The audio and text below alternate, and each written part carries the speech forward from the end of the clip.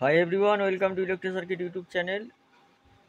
সবাই কেমন আছো অবশ্যই জানাবে। তো সামনে যে অ্যাম্পলিফায়ারটি দেখতে পাচ্ছ, এটা মন্টির 3055 অ্যাম্পলিফায়ার ছিল। তো এটা মডিফিকেশান হয়েছে এবং ডেক সিস্টেম হয়েছে। এটা একটা শর্ট ভিডিও দেওয়া আছে বাড়িতে বাজানোর জন্য। তো এই হচ্ছে সামনের লুক।